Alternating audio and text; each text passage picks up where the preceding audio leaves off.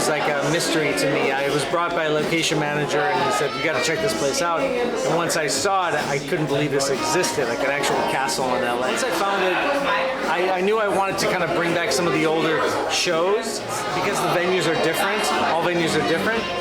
It evolved into a different kind of story. Yet it had some of the original characters from the first Delusion, like Dr. Lowell and his daughter Anna, and the patients who are helping to resurrect his wife, and that's the guests. But it just sort of, as I was writing it, because of the flow of the nature of the venue, it just turned into like a different kind of story.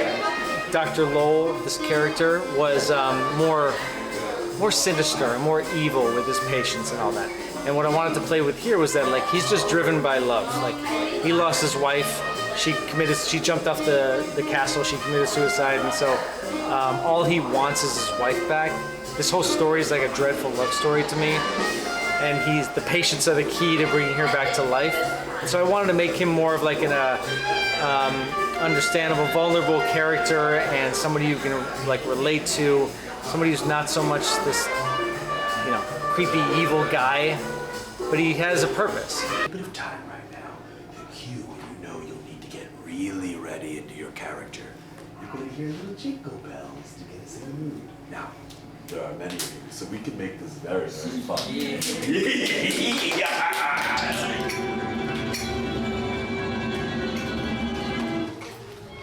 That's not normal!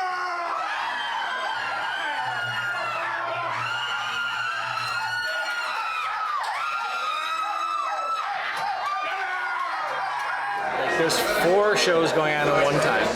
So the prologue's happening when Act 1 is happening, when Act 2 is happening. So when the prologue is done, they go into Act 1, then another prologue starts. So there's a technical team that I have called Diablo Immersive, and they're incredible. And they, like, we have to know our timing of, you know, a group starts in the graveyard and they move to the prologue, and then the next scene has to start, so actors have to be able to get back in time to start the next scene. So I have to double cast some actors so they can make it back in time, or triple cast people so they can do that.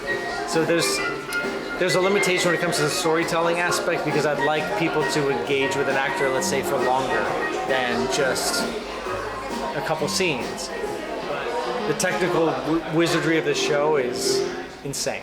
There's triggers all over the place. There's music going on. There's cues that actors have to find their way to, like a hidden area, and hit a secret button to like progress to the next musical track for an emotional change. And so they're acting and they're hitting buttons that you don't even know they're doing. So it's all happening going to a show control system.